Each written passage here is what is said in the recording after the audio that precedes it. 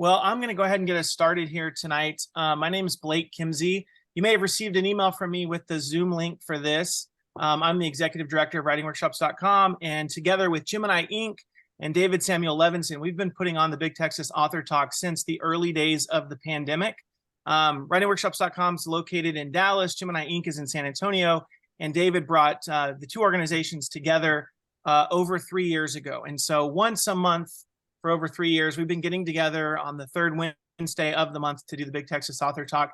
And it's been so fun getting to hear from just a varied and diverse group of authors who have some small connection or a large connection to the state of Texas.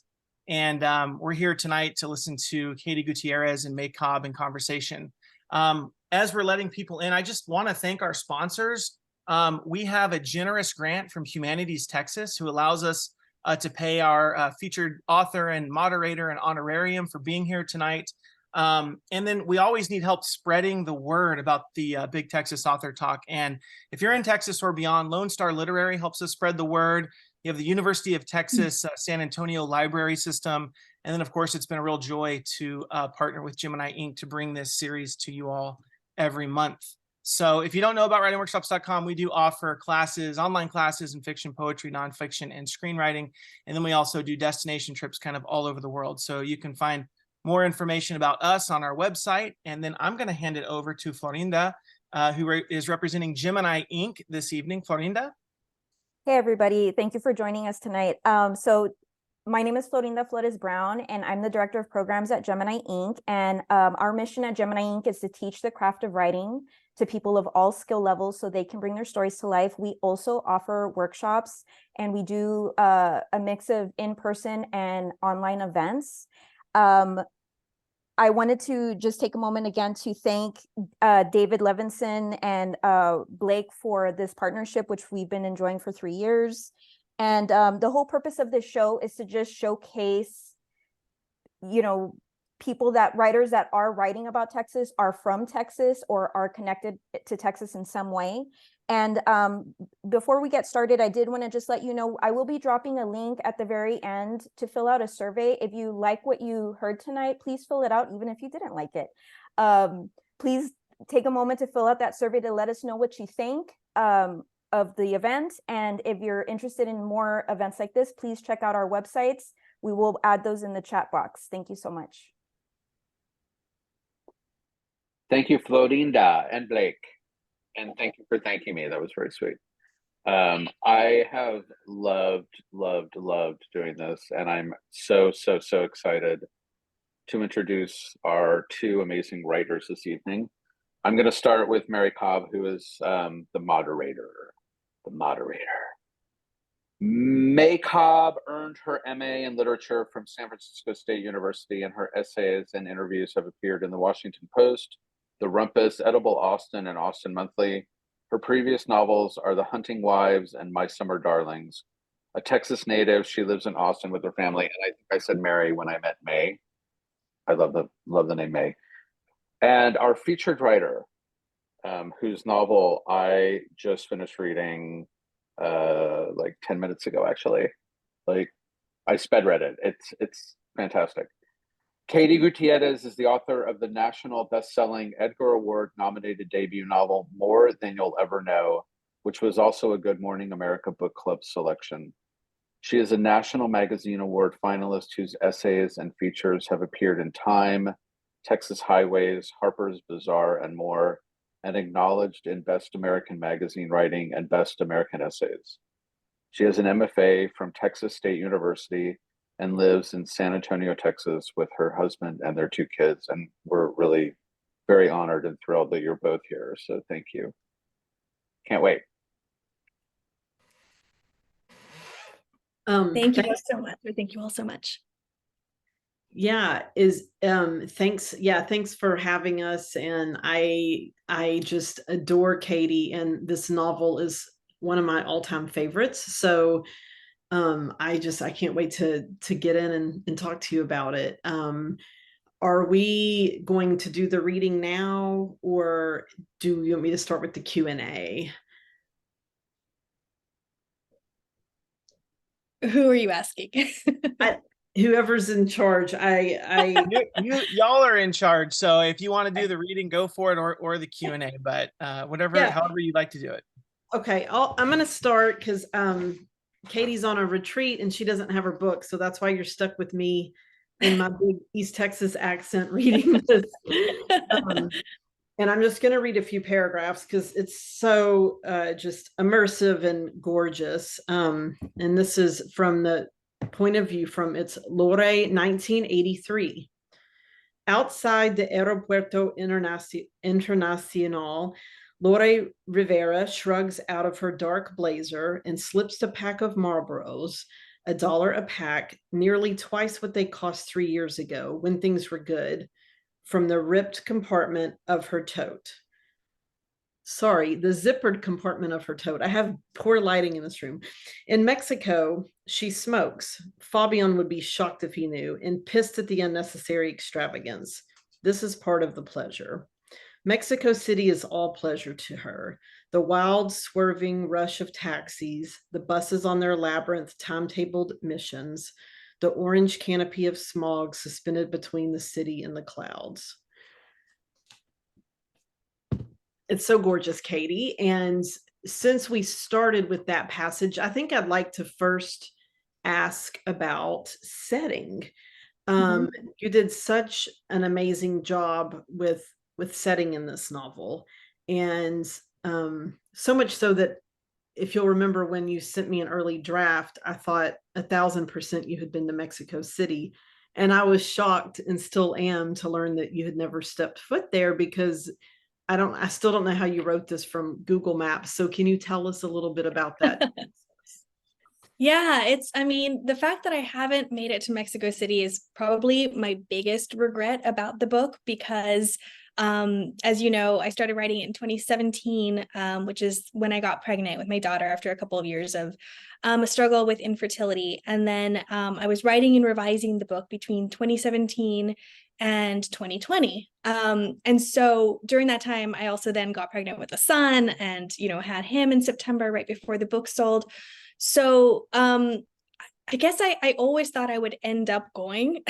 And then between 2 painful pregnancies, 2 little kids, and a pandemic, it just didn't happen. And so it left me with a real feeling of responsibility in terms of wanting to do the best I could from where I was. And so, yeah, I write nonfiction as well, and I tend to be very much a researcher. So the first thing I do before I really work on anything, whether it's fiction or nonfiction, is, read as much about a place or a subject as possible. So, for this, it was, a combination of looking up old archived news articles from both US and Mexican newspapers from this time period in the 1980s when the peso devaluation was happening. It was looking at, I'd happened to work with a photographer who was from Mexico City. I worked with him on an article that I wrote for Texas Highways. And we were chatting about the book at some point, and I mentioned that I was writing about the earthquake that had taken place in 1985 in Mexico City, and he told me that he photographed that earthquake at the time. And so he was so generous and asked if I would like for him to send some of his photos that he took at that time, and of course I did. So he sent those over. And then there's also there's a lot of old news footage that is on YouTube, from like broadcast news footage. So again, watching as much of that, from American sources and Mexican sources as possible. And then of course, talking to people who are familiar with Mexico City, which, is plenty of people that I know in my life. And so, trying to get the details right is really important to me for any setting. So, and then of course, like you mentioned, Google Maps, which is a real friend, trying to get that satellite imagery but then also kind of recognizing that, I'm writing about a place 30 years ago. So, trying to compare what I'm seeing now, with what I knew to be there or not be there, at that point. Right. And, so yeah, it's basically just a lot of research, and yeah, trying to do the best I can from all of these other sources, sort of recognizing that other people have, had these firsthand experiences. And it's kind of the one thing as a writer you can't get if you don't physically go to a place. And I personally tend to think that, when you have been somewhere, you'll pick up on any number of like really tiny, from tiny to really big details, right? That really change your sense of a place. But in lieu of being able to do that, I think trying to find those details from as many sources as possible, for me, like that's that's how I approached Mexico City anyway. Well, I still believe that you've been there because it's so convincing. It really is. I mean, just because you did pick up on so many small details that made it super specific, and anything from I'm trying to remember the phrase you used to describe the park there. It's like the lungs of the city. Is that? Yeah, good memory. But the way you even talk about the bark and you really transport the reader. So hats off to you. I don't think I could do that. I'm very much I totally have to sit in a spot. I don't think I have the brain for all that research, and you're clearly amazing at it. And also in 1983, how old were you? I was not quite born yet. I was born in 1984.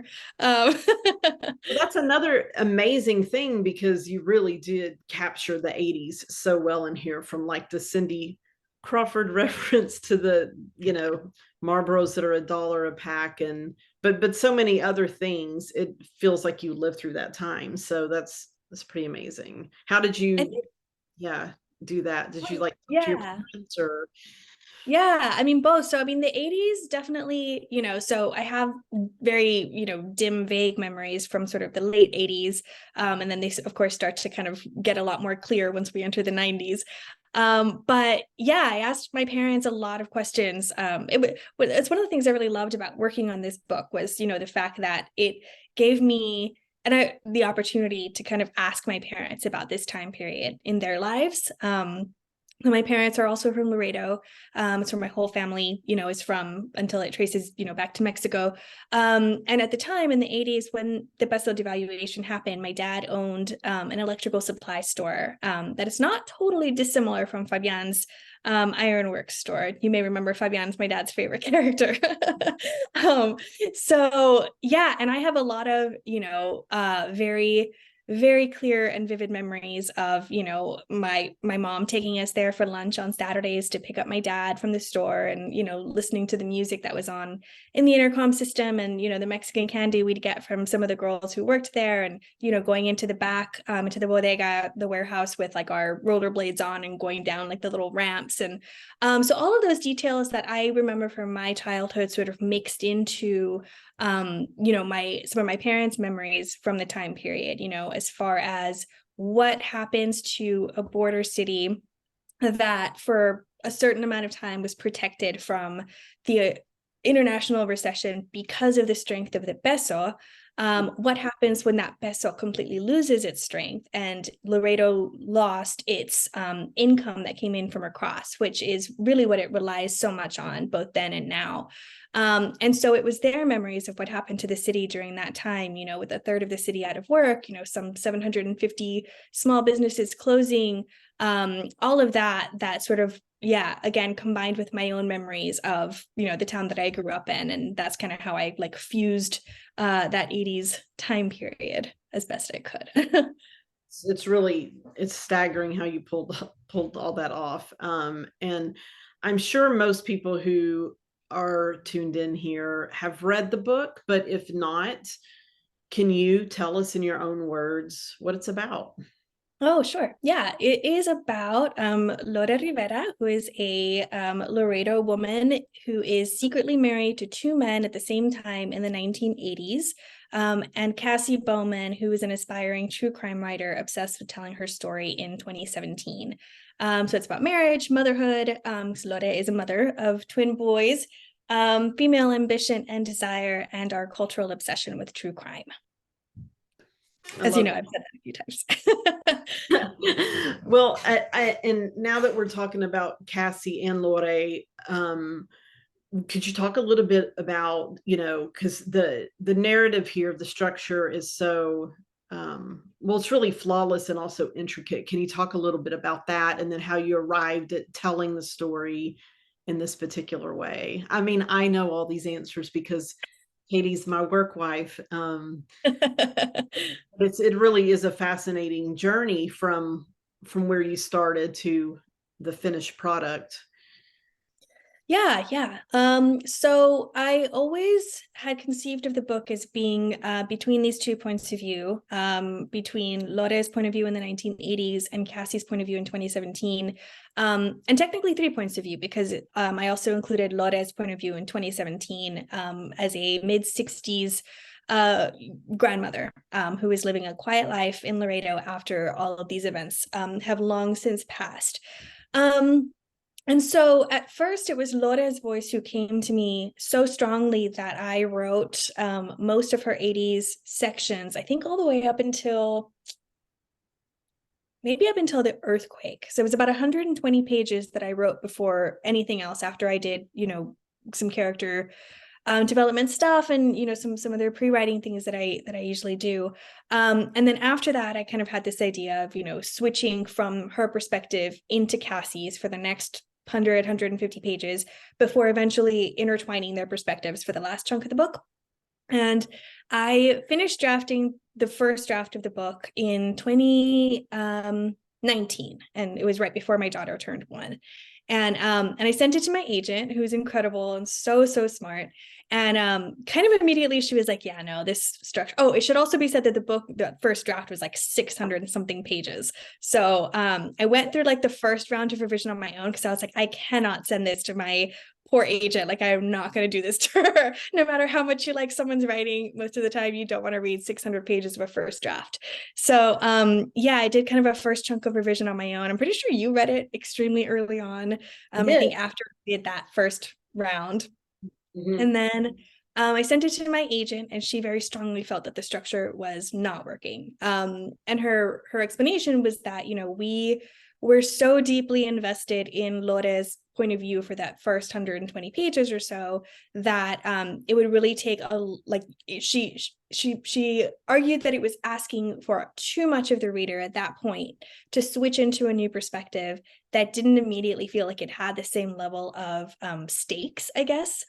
And I could see that. And so I went back and I was like, okay, well, I'm going to start alternating the chapters then. So then it became about breaking up those sections and figuring out, how the chapters would braid together in a way that would make sense, in a way that they would sort of speak to each other on certain thematic levels, as well as kind of play off of each other for the arc of the book, right? Like, I felt like each character needed to have her own really solid journey. Like, I never wanted Cassie to just kind of be like this journalist frame story. I wanted her to be her own character. Like, my goal was always, if you separated these two stories, and if you had Lore's story in a stack of papers and Cassie's story in another stack of papers, they could be 2 novels. And for a long time that was not happening. Even once I kind of found the right structure, which was these alternating chapters, it was really clear that Cassie's were so much weaker. And so that became a really long and arduous process with my agent to kind of figure out, diagnose like what was wrong here. Why were these chapters so much weaker than the Lore chapters? How could we make her as compelling a character and make the reader as invested in her as I hoped they would be invested in Lore? And then, Cassie's chapters also sort of had to serve the more like plotty elements of the book. Like, Cassie is kind of like, a proxy for like a detective figure, right, in the reader. And so Cassie's chapters sort of had to like serve the plot in a way that Lore's chapters didn't. Lore's chapters, I think, let me be a little looser with the storytelling. And so yeah, kind of figuring out how all of those things layered together and figuring out how to make it layer in the most effective way was a process. But I think that, again, I was really lucky because I was working so closely with my agent after that first draft. So we worked on it for 18 months together, and she read probably at least a dozen drafts in that time. And so, yeah, by the end, I felt I mean, don't get me wrong, like there were times where I was really angry at her, where I was like, come on, like surely this has to be the last one. Like what else can you possibly have to write in an edit letter? But yeah, no, she was always right on. And I'm so just appreciative of like how closely she worked with me on it, because I think I needed that kind of collaborative effort, I guess. Yeah, which I know that you also work with an editor as well, right? Not your agent, but an editor throughout your process. Yes, What's I do. And I would, that I would die without her. So, but yeah, there were times where I too was mad at your agent. I'm like, this book is perfect. Let's get this show on the road. And yet in the end, she was right. And hence all the accolades, from Good Morning America to the Edgar nom. I'm really happy that you went through all those, childbirthing pains for this book. literally and metaphorically. Yeah, I mean, yes, seriously. And I guess I remember you telling me one time when we were talking about, like, I think, we've done a lot of events together, but I don't remember which one, but how then when it got to the editors, well, first of all, let's tell everyone the juicy, like, let's talk about your path to publication, because it's your debut, but it's not your first novel and whatever. But then let's tell the really great story about how the preemptiveness and everything else. I'll let you. Sure. Yeah, I think, I do think it's really like, I always want to encourage writers, who are in the thick of the process, whether they're writing or querying or on submission, and point out the fact that like most of the debut novels that come out are not a writer's first book, and most of the time not by a long shot, and that's definitely the case for me with this. Like I've been writing since I was a kid. My first novel attempt was at 9, and then the second time I wrote a full novel was at 15. And then I tried to edit that novel for so many years, and it didn't work and will never work. I wrote a collection of stories during my MFA program. And then in my 20s and early 30s, when I was going through the MFA program, and then afterwards, I was basically a freelancer. And so I did any kind of writing really that would like pay me and allow me to just keep writing. And so, I did a lot of like marketing writing, copywriting, white paper writing, but I also did a ton of work on books, which was what I wanted to be doing.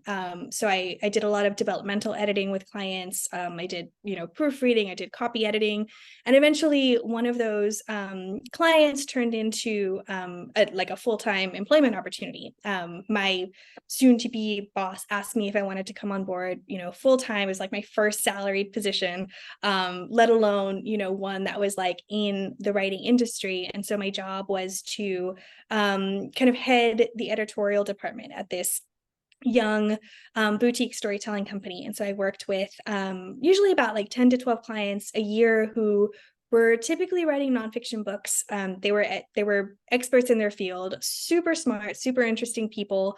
A couple of memoir writers in there as well. And so we would pair them with writers and editors on our team. And then over the course of a year, through a really intensive interviewing process and then writing an editorial process, we would complete their books with them. And it was great because my boss, the founder of this company, he felt really strongly that ghostwriting, which I have done, and I think which he had done as well, doesn't really end up benefiting a writer's career for the most part, because of course you can't claim that work, right? And so he would always make sure that clients were okay with giving co-writing credit. And so it felt really good the whole way, because we knew that this was always like a partnership.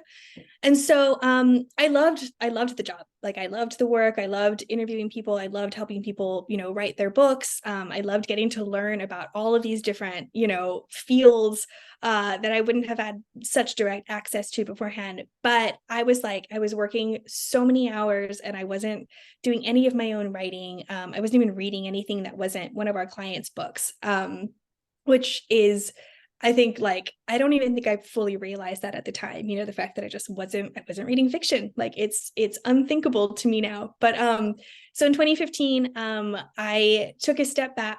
Well, I took a full 2 steps back and decided to give myself a year to see if I could write a novel. And that was with like my husband's support. We were in like, you know, it's a very privileged position to be able to live off of one income. And I didn't take it lightly and still don't. And so so I did that, and it ended up taking 2 years to write the novel. And so in 2017, I queried that book, and it got a really quick response from agents. I got, I think, 5 agent offers in 2 or 3 weeks, which was not what I was expecting at all. And so at that point I thought, oof, like I got it made, you know, this book's for sure going to go to auction. It's, you know, this is the start of the career that I'd always, you know, dreamed of. And then, you know, my agent sent it out to, I think, about, you know, between 30 and 40 different editors, and nobody bit. So we got a lot of, you know, very nice letters in return. A couple of times it got close, but no actual offers came through. And so you know, that was really crushing. Like I remember so many times being in the car with my husband, and an email would come through from my agent, and my heart would just like stop, right? Just thinking like, is this going to be the time, right? Is this going to be the time when she says, you know, somebody wants to talk, or let's set up a call?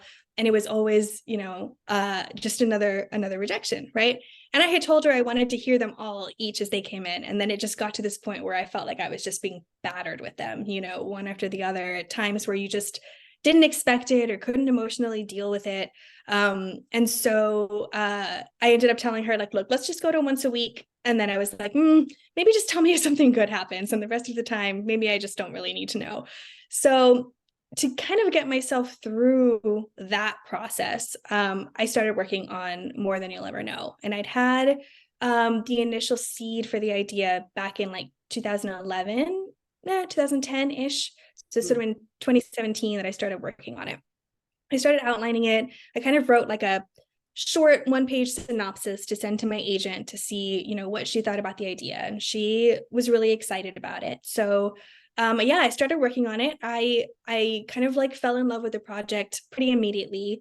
Like I said, Lore's voice came through very strongly in the beginning. And I think that was really kind of the saving grace for me, you know, with getting through not having that first book sell, because it felt like I was already so immersed in this new world through her voice, that I was okay. Like I was okay just continuing to write.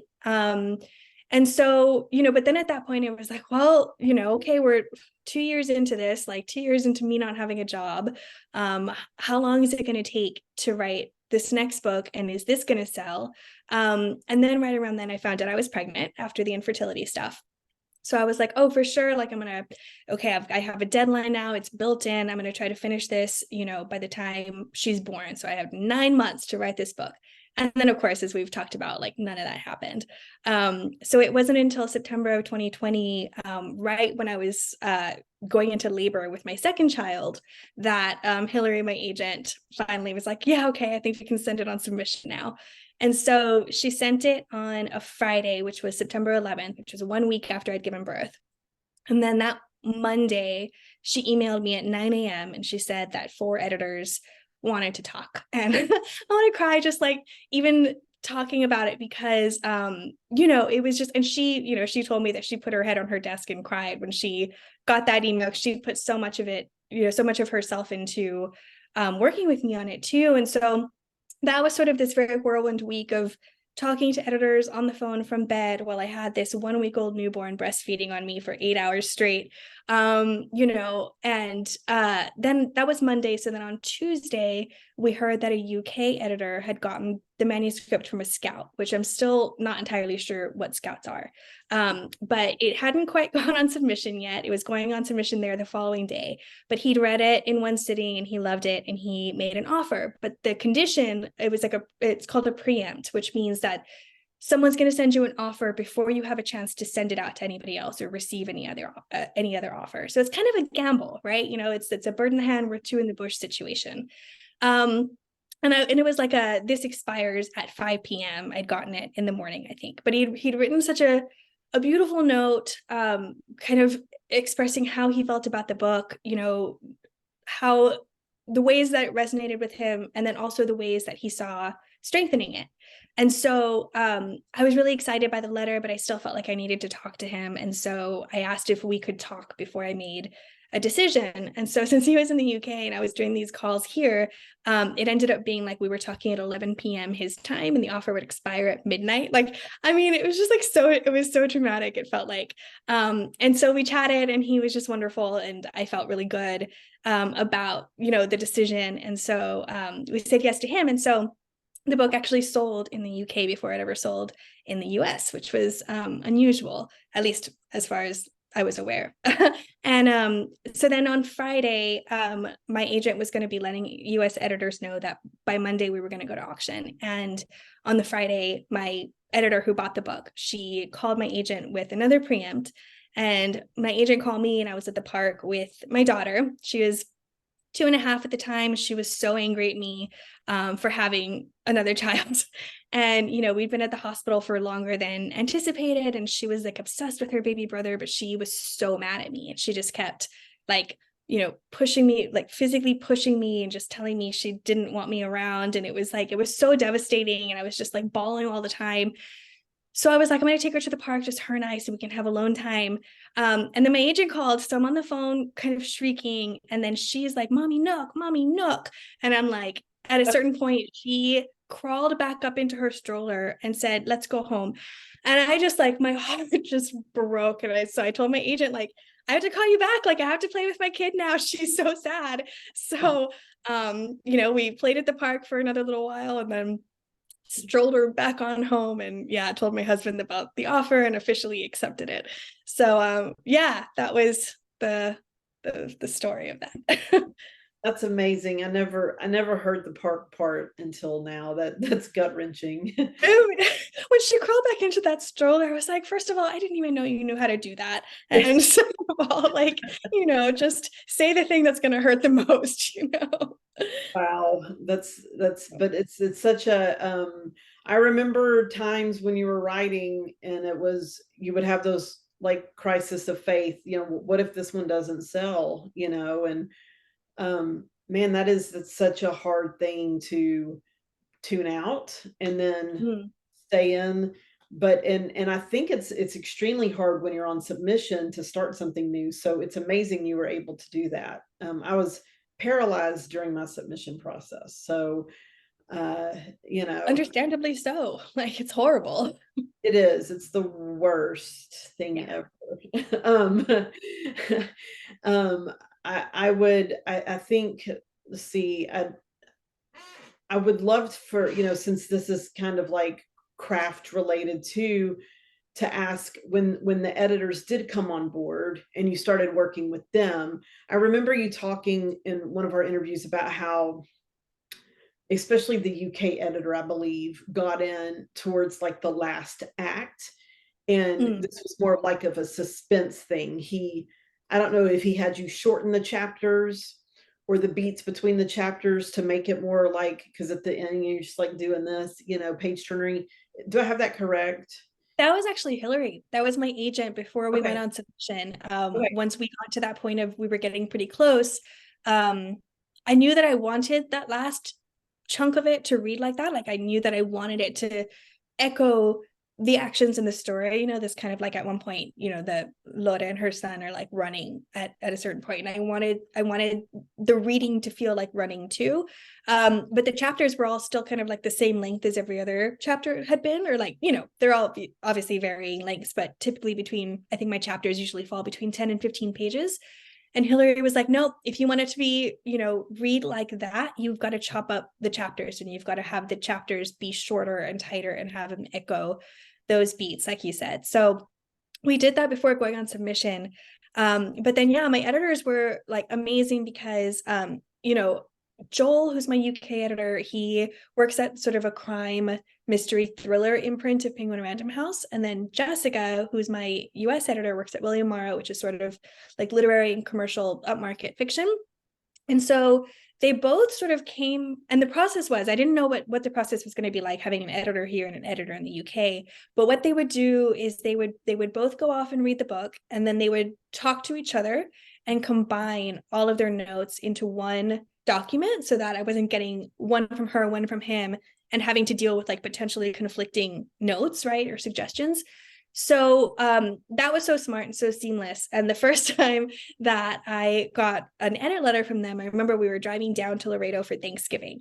And so we'd sold it in September. It was almost Thanksgiving. So a couple months had passed.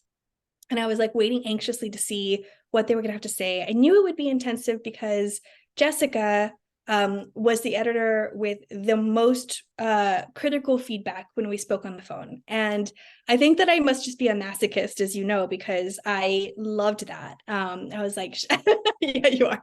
I was like, she's going to help me make this book stronger, right? And that was what I loved about working with Hillary.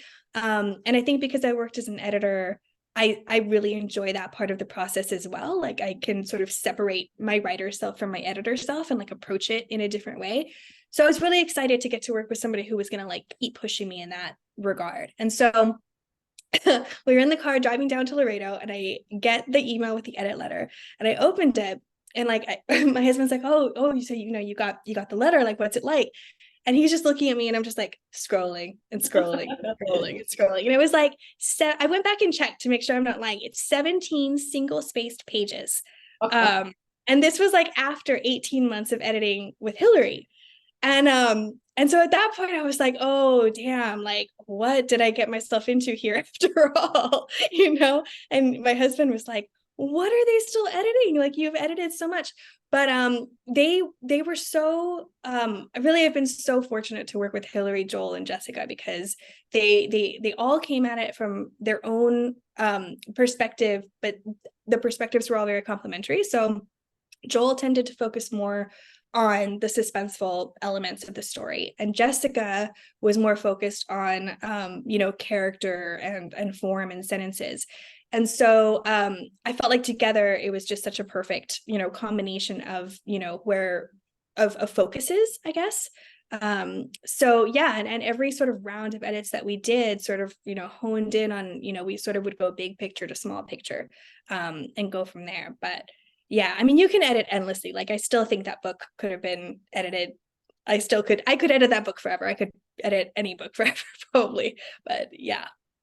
I'm really in awe of that because you that I don't, and I'm trying to learn to be more like you, and you've helped me a lot. But it's a growing thing. Like I think your brain is just, even without your editorial background, it's you have both skills.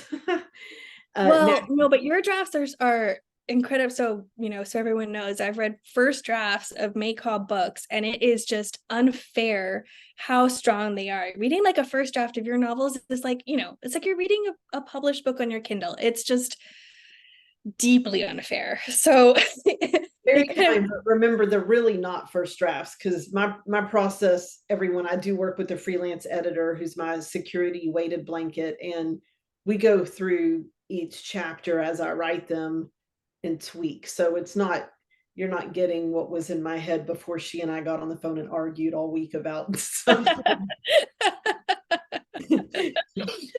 love that it's this push-pull between you all. It is, and it's and she's always right, but then she always has to find a way to make it work for me. And that's the tricky thing. You really have to trust who you're working with, because if you can't see a way through of how to execute it, it's incredibly challenging. It's like but you always find the way, and you always help me grow up and find the way. So Katie. And is it time for questions from people, or do we still have some more time to chat? Or well, we can take some questions that have come in if you'd like. One of them's kind of right on par with what you were talking about. Vicky Roberts says, besides the obvious of checking references, and this might be for you, May, or both of y'all could answer, but what is the best way to go about finding an editor to work with through the process? I mean, May, you said you have one kind of, you're constantly working with one, I guess. And Katie, you've just talked about working with your professional editors at the publishing house. And May, I know you have those editors as well. But Vicky's question is in the chat. Can you speak to that about finding like a freelance editor? Katie, I know you did this work as well. Yeah, so I was lucky. I actually found the freelance editor I work with. Her name is Benet Nauer, and she doesn't have like a web presence or anything. So if anyone's interested, you can hit me up on social, where I live way too much of my days. But she is phenomenal, and I found her through my agent.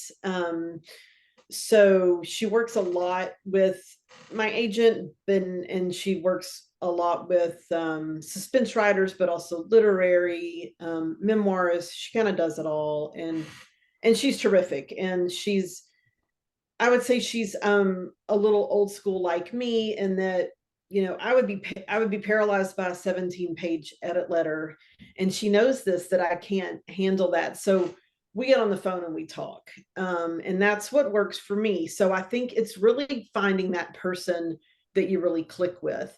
I know there is some resources through like the Writers League of Texas. I know they have like a database of editors, and I'm sure y'all do too at Gemini Inc. as well. But there's a lot of great editors out there. I think it's a matter of, what do you need help with? Do you need help with developmental? Do you need help with developmental and then actually getting the book written, which is like writing coaching?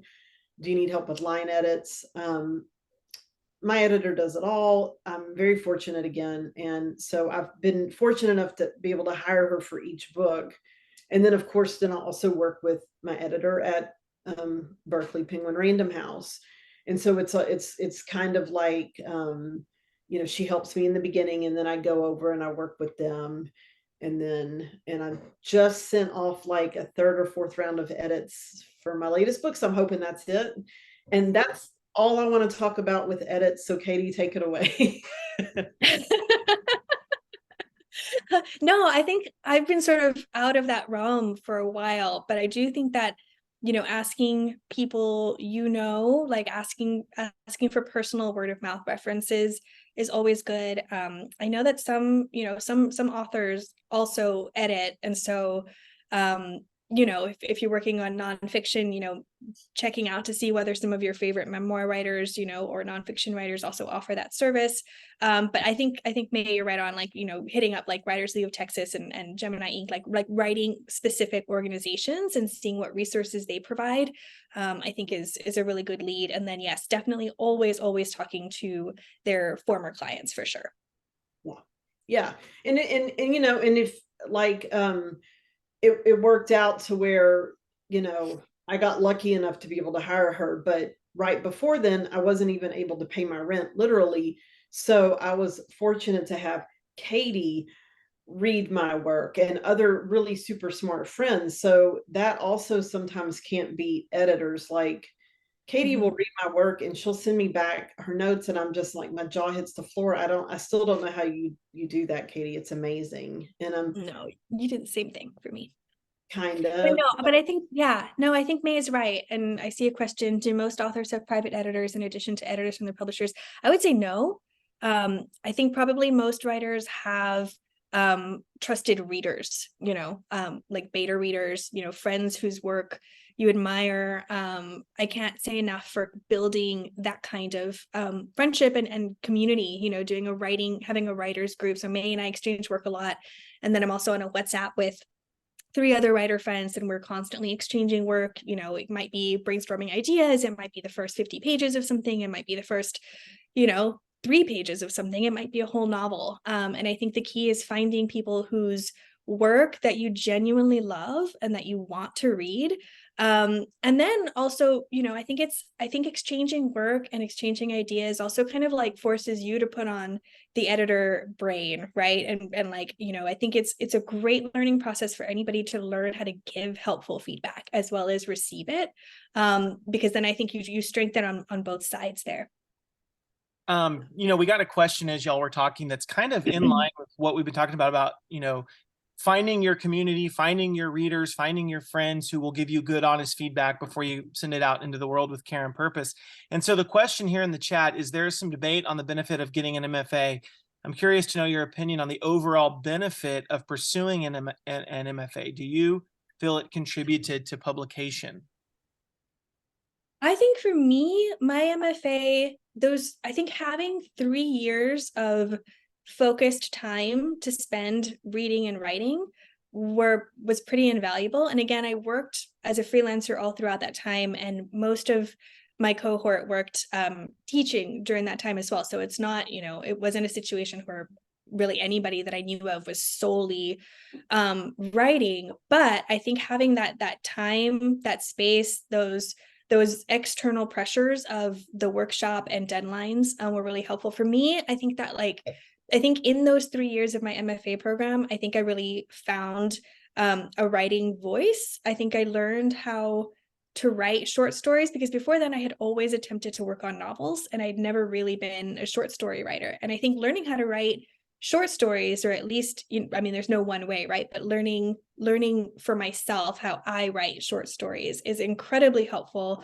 or was incredibly helpful for just showing me craft on a number of levels. And then I think it was also, during the program, we're again talking about giving and receiving feedback, so kind of learning how to develop a thicker skin, but also learning when feedback is just not helpful, right? Because sometimes you'll receive feedback, like May kind of hinted at earlier, like you'll receive feedback sometimes that is not necessarily in line with your vision for a project. And it can feel really confusing because you feel like, oh, well, am I just going about this all wrong? Like, would it be better if I were to follow all of this advice, even if it's totally not what I was envisioning for this project, right? I think it can be really easy to get into like that really confused state of just like overstimulated by all the feedback. I don't think that writers need MFA programs. I think that there are so many different options now. Like there are low res programs that I hear are really wonderful, and I think that are a great option for particularly like parents, caregivers of any kind, people who have full-time jobs. Because like realistically, it's not that easy, to take 3 years and, spend that being a full-time student. Like I was a year out of college when I did it. And yeah, it would be a very different situation for me if I wanted to go back and do an MFA now. Like, I don't know that it would work for me unless it were a low res program. But there are also so many, great organizations that offer writing workshops online or in person, both of these organizations hosting us, for example. And I think that is all so beneficial to writers. So I don't think that you need a formal MFA program, but I do think that you need to have I think that you need to dedicate time to learning the craft for yourself, right? Whether that's just, I'll show you my desk right now. These are all craft books and some other stuff. So I'm kind of like giving myself like a crash course here on my little retreat for what I'm trying to do with my next project. And so I think that there are so many different ways to go about doing that. But I think for me, the main thing is giving yourself time and space to devote yourself to it, in even as much as an hour or two at a time here and there, and keep learning from other writers as well. What's your take, Nate? Yeah, so I don't have an MFA, but, and this is like kind of embarrassing to admit, I didn't know that was an option when I graduated with my English degree. Like I literally didn't know about MFAs. So I went off and got like a master's in literature, which is really like, it teaches you how to write a thesis, but not like any kind of creative writing. So anyway, cut to that weird decision, and then finding out, oh, there was like, I could have gotten an MFA instead. But I totally think what Katie's saying is right, that having like that time, that dedicated time, is so vital. And I know that there's some incredible MFA programs. And then I do know that there's some where, and this is, I actually think if I had gone and straight out of college and done that, I worry that I maybe wouldn't have found my voice. I think the workshop aspect of it might have stifled me, but that's just me. I was not as clear, and I'm 50 now, so if I had done that straight out of college, I don't know. Workshop can be terrifying. Like it really can. it can stifle, I think, as much as it can help. And I think there are probably better approaches to workshops than I think like the typical model, you know? Yeah. Yeah. I think it's just, it is about finding that trust. Mhm. And I think like for me, so I sort of did like I got Stephen King's book on writing, which I love and highly recommend. And I pretty much agree with everything he has to say in there. Except for his like tirade against adverbs. Now I won't even use an adverb, and I'm like, no, I think I actually need an adverb here. I think it's okay. What does he say? The road to hell is paved with adverbs or something. Sounds familiar. Yeah. I've had to kind of unlearn that one, but I really, really like pretty much it's such a nuts and bolt great read. I'm sure y'all have all read it anyway, but that's kind of my go-to. And then really just reading as many books in my genre as humanly possible. And whether that's, like, gosh, starting them out, like they all came from the library. I couldn't afford to buy books. And it was such a lesson to see how they were put together. And then, like Katie said, both these organizations hosting us have workshops. I took some pretty important workshops from the Writers League of Texas here in Austin, and that helped me. And then it led us, Katie and I actually met because a novelist in Austin, Amanda Air Ward, has been teaching. She's not any longer, but for I think like 10 years, she taught how to write a novel in a year class, and it was privately held in her home. And I legit didn't know how to write a novel until I took that class. And she broke it down in a very paint by numbers way of like, it's 3 acts, it's 70 pages here, 150 here, 7 here. I was like, well, this isn't that hard. And I don't know that I would have written my first novel without that class. It was very, very instrumental. And we also, you had to finish, or you were supposed to finish the novel within a year, which was also great. So, you know, if you can do anything like that, if you're not in a position to do the MFA, but Katie's right, there's so many low res options now. And I have, a lot of friends that take those and they love them because it does work with your schedule and they're getting support. And yeah, there's so many roads, right? Yeah. To get here. I think the main thing is, even if you're working a full-time job and even if you're a caregiver of any kind, literally the best thing I ever did for myself was give myself 15 minutes a day to write. My son was 2. It was so difficult when I was writing my first novel, but it was 15 minutes. And what that did was it kept the book in my head. So even if I wasn't at the keyboard, it was in my subconscious. So then if I'm pushing him in the stroller and I can pull out like my phone and I can type in some notes, then it just builds and builds. And then a paragraph turns into a page. And it took me a year, but I got that sucker written. And so if I can do it, everyone else in the world can. Yeah, I think that's so true. I think that people, tend to think that you need like something like what I'm doing right now, right? Where you're just like in this very specific time and place and all you're focusing on is the book. But, like I wrote most of More Than You'll Ever Know and edited most of it during my kids' nap times, and they were typically a lot briefer than I would have wanted.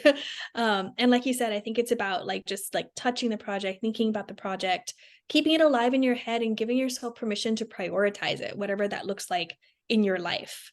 Yes. Yeah, like sometimes it would be, at this hour, and then I would say to my husband, and he was always willing because he's amazing, will you give our son a bath? And then I would sneak back in and have another 15 minutes. And I couldn't believe that in a year I had a novel just from those stolen moments. That's incredible. Yeah. Yeah. And I mean, sometimes like my mom would take my son for the day and I'd have more time, but really legit, I wrote it in 15, 20, 30-minute chunks. Wow. And Yeah. it was very short chapters. And now I'm like, you didn't have a lot of time. Your chapters were so short, but I think it's suspenseful too. So anyway, yeah, it's crazy to think about the different ways. And like right now I'm trying to trick myself into writing, so I've been using a kitchen timer and I'll set 20 minutes where I'm not on Instagram or the news, and I'll just sit and do that, and that's really helpful too. Yeah. Those are great answers, y'all. We're coming up on time, and we have a great final question, I think, from Maria Luisa for Katie. And May, we also want to know what you're working on. Katie, is your next book going to be a mystery as well? Ooh, I sort of find like I think that More Than You'll Ever Know is hard for me to classify. Like I think a lot of genre classifications are about marketing, figuring out where these books best go on shelves. And so I think that More Than You'll Ever Know straddles a couple of different genres, and I think that the next one probably will too. It's definitely not a straightforward mystery. It's not a thriller, but it has elements of each, similar to More Than You'll Ever Know, I think. Yeah, I would call it probably literary suspense, something like that. I can't wait, as you know. Thank you. Yeah. What about you, May? Yeah, so like I said, I just turned in a round of edits on my latest, and it's so good. Thank you, Katie. Thank you. And it's a suspense. I'm with Katie. The labels are tricky because I kind of straddle, I think, like dark women's fiction and suspense. I don't feel like I write straight up thrillers where there's like a body on page 50 and then, an investigation. So it's this latest one is like my nod to like 1990s erotic thriller films like Fatal Attraction and stuff. So I had a lot of fun with it. We were out of the pandemic. I mean, not really, but we were out of shutdown. And so I was able to kind of have fun again. It's so good. Thank you. Yay for having fun again. This was so fun. Thank you to the both of you for being here. I've put links to both of your websites here in the chat where you can learn more about May's work and Katie's work there at their websites. You can find links to order their books if you have not done so already. But thanks for being a great audience tonight. Thanks for asking great questions. And thank you to May and Katie for just leading us through a pretty awesome conversation over the last hour, which just sped by. So thank you. And thank you, everyone. Thank you all so much. Thank you, May. Katie, thanks you guys. Thanks, y'all. Bye. Have a good night. Bye. Thanks everyone for coming.